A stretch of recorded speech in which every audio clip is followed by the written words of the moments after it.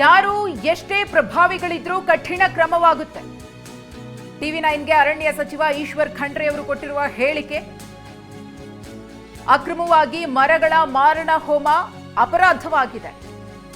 ಅವರೆಂಥವರೇ ಇದ್ರೂ ಕೂಡ ಕ್ರಮ ಆಗುತ್ತೆ. ಅರಣ್ಯ ಇಲಾಖೆ ಕಾನೂನು ಕ್ರಮವನ್ನ ಕೈಗೊಳ್ಳುತ್ತೆ ಅಂತ ಸಚಿವರು ಹೇಳಿಕೆಯನ್ನ ಕೊಟ್ಟಿದ್ದಾರೆ. ಯಾರನ್ನೂ ಬಚಾವ್ ಮಾಡೋ ಪ್ರಶ್ನೆಯೇ ಇಲ್ಲ ಎಂದಿದ್ದಾರೆ ಈಶ್ವರ್ ಖಂಡ್ರೆ.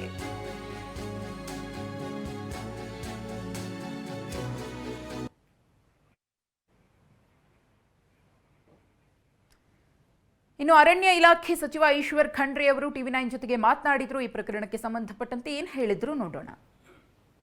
ನಮಸ್ಕಾರ. ಅರಣ್ಯ, ಪ್ರಕೃತಿ, ಪರಿಸರ ಸಂರಕ್ಷಣೆ ಮಾಡುವಂತದ್ದು ನಮ್ಮೆಲ್ಲರ ಆದ್ಯ ಕರ್ತವ್ಯವಾಗಿದೆ. ಒಂದ್ ಕಡೆ ನಾವು 5 ಕೋಟಿ ಸಸಿ ನೆಟ್ಟಿದ್ವಿ ಈ ವರ್ಷ. ಒಂದ್ ಕಡೆ ಮರಗಳತನ ನಡೀತಾ ಇರ್ತಕ್ಕಂಥದ್ದು ಅತ್ಯಂತ ದುರದೃಷ್ಟಕರವಾದಂತದ್ದು. ಇದು ಒಂದು ಅಪರಾಧ. ಹೀಗಾಗಿ ಕಾನೂನು ರೀತಿಯ ಕ್ರಮ ಅರಣ್ಯ ಇಲಾಖೆ ಜರುಗಿಸಿದೆ. ಈ ನೆಲದ ಕಾನೂನು ಏನಿದೆ ಅದರ ಪ್ರಕಾರ ಇವತ್ತು ಅರಣ್ಯ ಇಲಾಖೆ ಕ್ರಮ ಜರುಗಿಸ್ತದೆ ಅನ್ನುವಂಥ ಮಾತನ್ನು ಹೇಳಿಕೆ ಬಯಸ್ತೇನೆ. Okay okay. ಸೊ ಜೊತೆಗೆ ಇದೇನು ತುಂಬಾ ಇಂಟೀರಿಯರ್ ಅಲ್ಲಿ ಇರುವಂಥದ್ದಲ್ಲ, ಎಲ್ಲೋ ಯಾರಿಗೋ ಕಣ್ಣಿಗೆ ಕಾಣದ ಹಾಗೆ ಎಲ್ಲೋ ಒಂದು ಕದ್ದು ಸಾಕ್ಸಿದ್ದಾರೆ ಅನ್ನುವಂಥದ್ದು.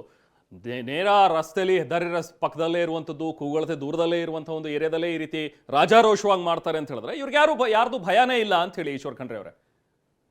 ಇಲ್ಲ, ಇವರಿಗೆ ನಿಜವಾಗಿ ಹೇಳ್ಬೇಕು ಅಂದ್ರೆ ಅದೇ ಮುಖ್ಯ ರಸ್ತೆಯ ಪಕ್ಕದಲ್ಲೇ ಇರುವಂತದ್ದು. ಇವರೆಲ್ಲರ ಗಮನ ಹರಿಸಬೇಕಾಗಿತ್ತು. 126 ಮರಗಳು ಕಡಿತಾರೆ ಅಂತ ಹೇಳಿದ್ರೆ ಇದರಲ್ಲಿ ಬಹಳ ಸಮಗ್ರವಾಗಿ ತನಿಖೆ ಆಗ್ಬೇಕು ಅಂತ ಹೇಳಿ ಸರ್ಕಾರ ಅತ್ಯಂತ ಗಂಭೀರತೆಯಿಂದ ಇದನ್ನು ನಾವು ಪರಿಗಣಿಸಿದ್ದೇವೆ.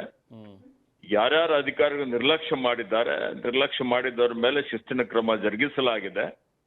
ಮತ್ತೆ ಯಾರ್ಯಾರು ಇದ್ದಲ್ಲಿ ಭಾಗಿಯಾಗಿದ್ದಾರೆ, ಇವತ್ತು ಅದ್ರಲ್ಲಿ ಅವ್ರು ಎಷ್ಟೇ ಪ್ರಭಾವಿಗಳಿಗಿದ್ರು, ಅವ್ರು ಯಾವ ದೊಡ್ಡ ಮಟ್ಟದಲ್ಲಿ ಇದ್ರು, ಈ ಕಾನೂನು ಪ್ರಕಾರ ಅವ್ರ ಮೇಲೆ ಕಾನೂನು ಕ್ರಮ ಆಗ್ತದೆ.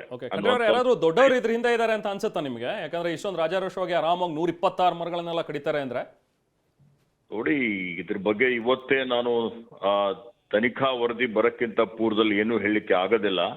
ನನ್ನ ಗಮನಕ್ಕೆ ಬಂದ ಮೇಲೆ, ಸರ್ಕಾರದ ಗಮನಕ್ಕೆ ಬಂದ ಮೇಲೆ ತತ್ಕ್ಷಣವೇ ನಾವು ಕ್ರಮ ಜರುಗಿಸಿದ್ದೇವೆ.